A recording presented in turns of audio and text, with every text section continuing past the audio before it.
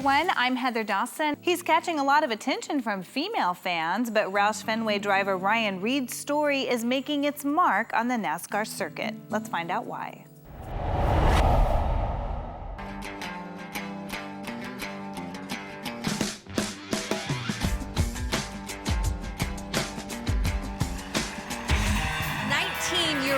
Ryan Reed. He's making his series debut, but he's also making a debut with Roush Fenway Racing. Ryan Reed in the field driving for Roush Fenway, but one of the many things that make him unique is he's driving with type 1 diabetes, diagnosed 2 years ago. You were told you'd never race again, and here you are making your nationwide debut.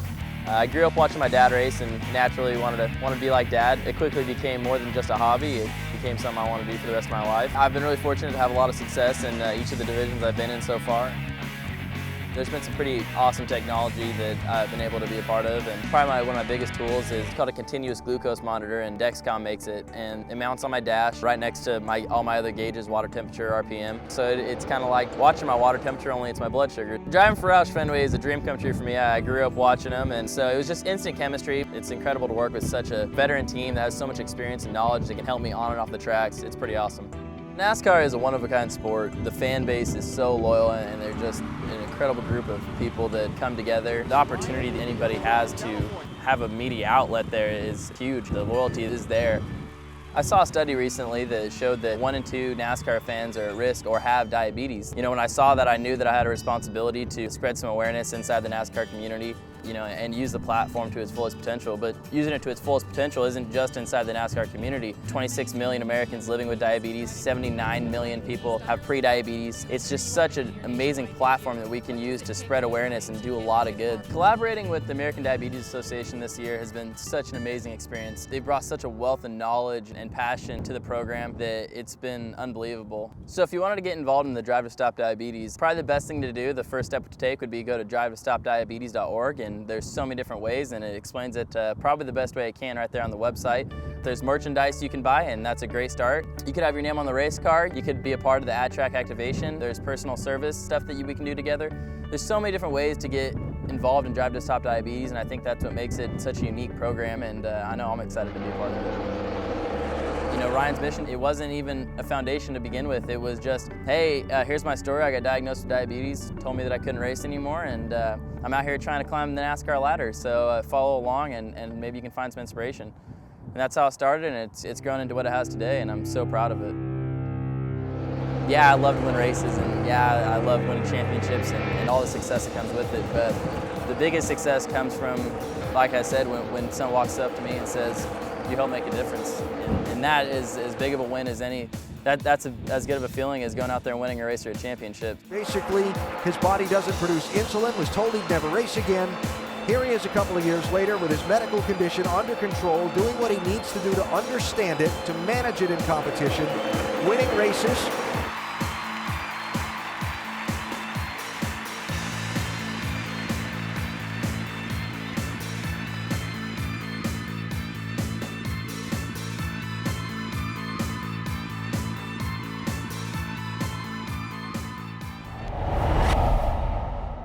Let's face it, everyone wants to look and feel their best, and now losing weight can be easy as 1, 2, 3. More on that when we continue.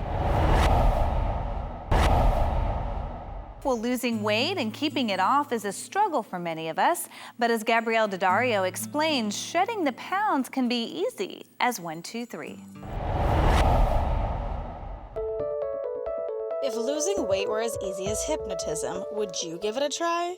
Self-help guru Paul McKenna recently authored the book Hypnotic Gastric Band, and this just might be the book for you if failing diets have left you feeling frustrated. Paul explains what a gastric band is. A gastric band is a band that's fitted to control the amount of food that can go into your stomach. It's a medical procedure. It's very expensive and it has all kinds of dangers. A hypnotic gastric band steers clear of surgeries, recovery, and any danger because, as Paul explains, this is simply hypnosis, which tricks your body into believing it's been fitted with a gastric band. What I did was I wrote a book that's very easy to read. You can read it in about hour and a half, something like that. And then I put a DVD and a CD in there. that self-hypnosis, and so you relax, and just like in any operation, you don't know what's going on, you're unconscious, and when you wake up, you feel differently about food. Now, some people listen to it once and bam, that's it. They never eat as much again, they leave food on their plate and they don't feel like they're missing out. And then other people need to reinforce it. You might be wondering how successful hypnosis could be. As Paul explains, with this shocking statistic, it's more successful than regular dieting. When I looked at the diet business, these diet clubs and diet books, they have a success rate of less than 10%. And 70% of people who go to a diet come off more overweight than before they went on, because decades of dieting has made this country obese. My success rate is 70%. So it doesn't work for everyone, but it works for most people most of the time. And I'm very passionate about this. Paul explains how he felt when trying to overindulge after testing the hypnosis on himself. There is no magic pill, but this is the closest thing I've seen to real magic. Because when I tried it myself, I would go out and try and eat some of my favorite food, and then halfway through, suddenly, bam, this signal would come in, and I just couldn't eat another thing. And if I did, it felt uncomfortable. And people say they find it a bit strange, but it works. With no side effects, no binding conditions, and a higher than average approval rating, this book will help you maintain your daily routine while losing weight. And as Paul explains, this book is the simplest approach to shedding a few pounds or even triple digits. There is no willpower required. There is no belief necessary. In fact, prove me wrong. If you follow all the instructions in this book, and there are only a few because it takes you an hour to read, and then you listen to the CD regularly, it is very difficult not to lose weight. And I mean massive amounts of weight. We've had people losing as much as 100 pounds. The book is on shelves now and can be found at local bookstores, Barnes & Noble, and Amazon.com. Host, I'm Lisa Spalla. On National Fentanyl Prevention and Awareness Day, the podcast We're Out of Time with Richard Tate featured Greg Swan, the co-founder of Fentanyl Fathers, who was joined by Dr. Gary Ladson, who also is with the organization. They are both fathers who lost their sons to the deadly epidemic and are now on a mission to reach every school in the nation to help save lives. Just last week, Greg and Richard joined bereaved parents in New York City for a powerful moment in Times Square, standing beneath massive billboards of children lost to fentanyl, demanding action and awareness. Thank you both for being here. Thanks for having us. Can you guys take us back to that moment when you were down there? It was fantastic being in New York with Richard and going to and honoring our kids. I was there particularly for Jack McCarthy, who's the son, 19-year-old son who passed away of one of our co-founders, Jamie McCarthy. As someone that's been in the forefront of this fight for fentanyl, how was it for you? Absolutely heartbreaking. Yeah, there's nothing good about losing a child. It's the most unnatural thing that you can possibly go through. And I was glad to be there and give comfort. Richard, you've been in addiction recovery for decades. How does fentanyl change the conversation that's going on right now? It's an opioid, just a synthetic opioid. But the difference is a grain of rice can kill you. Like literally that much can kill you. And even half that much can kill you if you're not a fentanyl user, you don't know how to use it, and you don't have the tolerance for it. These are the people who are dying. You're going to the rave, you're going to the party on the weekend, you're doing that, right? And these kids, straight A students, on the weekend, just experimenting, given half a pill, and they're dropping dead. Okay? That's what's different this time. They're being poisoned. Yep. 2 out of every 3 times. As co-founder of Fentanyl Fathers, and after losing your son, Drew, why do you believe it's the bereaved parents that are the perfect people to come into the schools and to talk about this?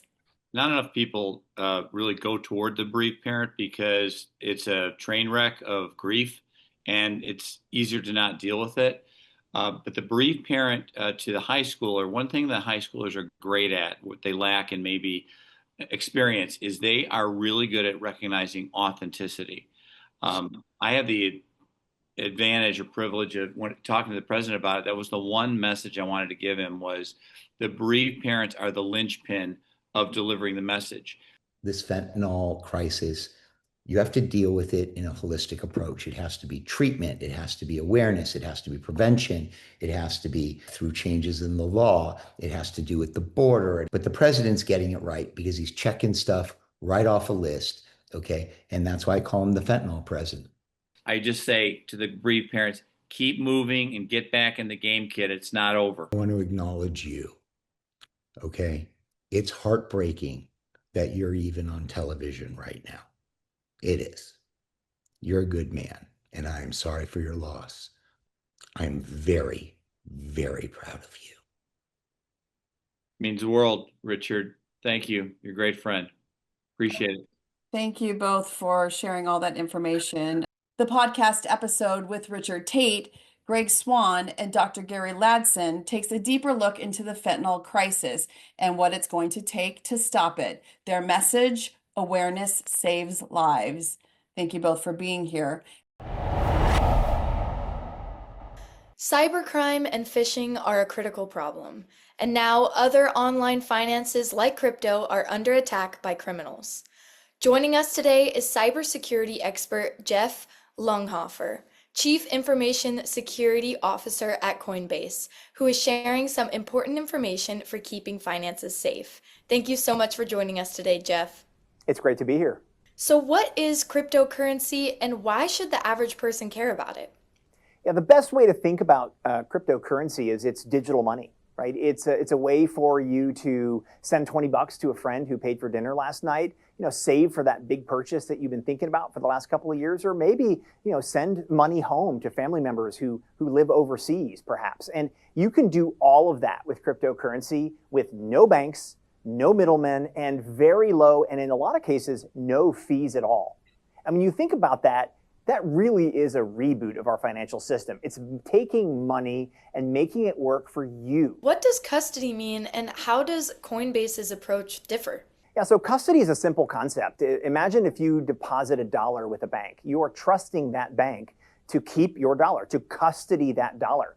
What many people don't know is that about 90 cents on every dollar that you deposit at a bank actually gets loaned out. That bank is going to spend that money. They're going to lend that money out to make money with your money. At Coinbase, we do things very, very differently. If you deposit, say, $100 of Bitcoin with Coinbase, we're going to take that Bitcoin, put it in our secure vault, and we are going to hold it for you one for one. That is always going to be available for you when you are ready to withdraw, transact, or do whatever you want to do with your crypto. So people that are worried about exploring crypto and worried about their safety, what do you have to say to them? Educate yourself. That's one of the most important things that you can do. I want you to read up and learn everything that you can. I want you to use a trusted partner like Coinbase. And remember, if someone calls you, messages you, emails you, I don't care what they do, what do? You hang up that phone. Well, thank you so much, Jeff. Where can we go for more information?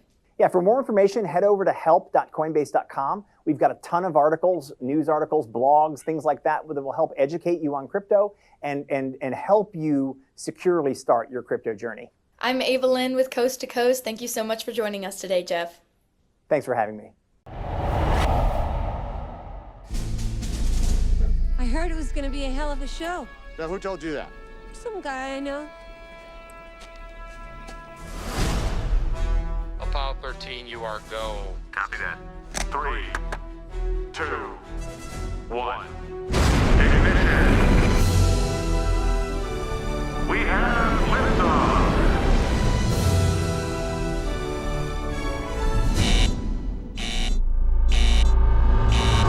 Houston, we have a problem. Your heart rates are skyrocketing. It's reading a quadruple failure. That can't happen. God damn it! We never lost an American in space. We're sure as hell not going to lose one on my watch. It'd be the worst disaster NASA's ever experienced. With all due respect, sir, I believe this is going to be our finest hour. Gentlemen, let's go home.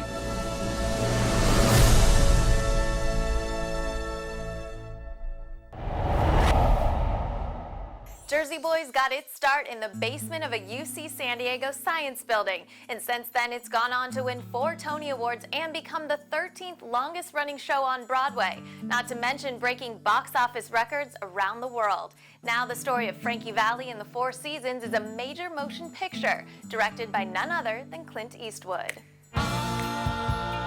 Everyone knows their music.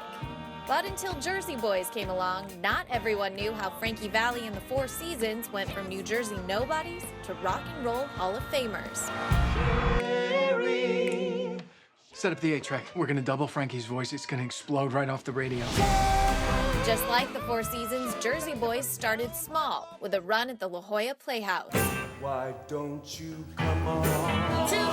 It then made the leap to Broadway, where it picked up 4 Tony Awards, including Best Musical and Best Lead Actor in a Musical for John Lloyd Young, who's reprising his role as Frankie Valli in the movie. I don't know, I just wish things would start to happen. When the movie happened, I knew, because it was a movie, and because Clint Eastwood was going to put his vision over the story, that script and the character would both expand, and there would be more to show. You want a contract? Yeah. A Jersey contract. Eric Bergen and Michael Lomenda were also excited to step back into their roles as Bob Gaudio and Nick Massey. I was 20 years old when I got cast in the first national tour of Jersey Boys. I did that for about a year, and I went to the Las Vegas production and did that for about 2 years. And I started in the Toronto production in 2008, did that for 2 years, and then joined the first national tour, touring all over the United States for about a year and a half. It was an asset that they had done all those performances. Largely because the musical numbers were all filmed live. There was no lip syncing in the picture. It was all the real deal. When it came time to do the production numbers, we went back to what we were most comfortable with, which was doing these songs the way we did them on the Broadway stage.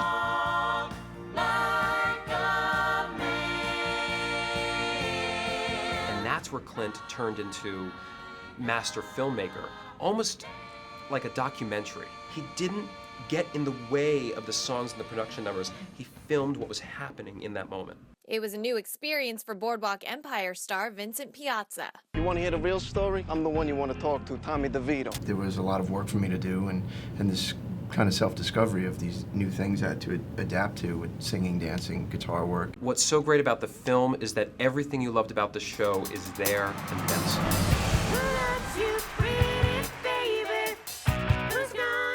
They asked her what was the high point. But 4 guys under a street lamp. First time we made that sound, our sound. That was the best. Ladies and gentlemen, Four Seasons! Now, if you haven't already, you should definitely check out Jersey Boys on stage. The tour is back in California and will be making several stops, including Los Angeles, San Jose, and San Diego. For more information, visit jerseyboys.info. Bringing you the best of entertainment, I'm Audra Stafford.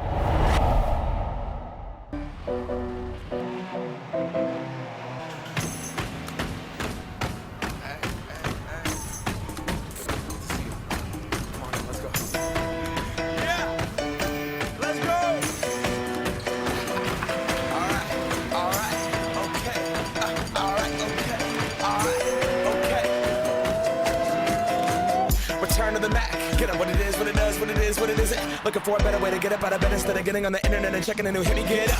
First shot, come strut walking. A little bit of humble, a little bit of cautious. Somewhere between like Rocky and Cosby's for the game. Nope, nope, y'all can't copy yet. Glad moonwalking, and this here is our party. My posse's been on Broadway, and we did it all way. Chrome music. I shed my skin and put my bones into everything I record to it. And yeah, I'm on. Let that stay. We are here for the Valvoline Next Gen Stunt Amplifier.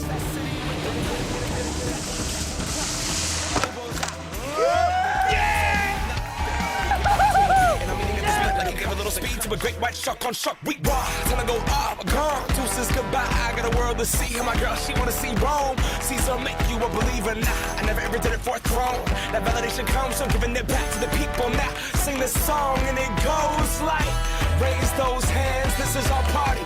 We came here to live life like nobody was watching. I got my city right behind me. If I fall, they got me. Learn from that failure, gain humility, and then we keep marching. Can we go back?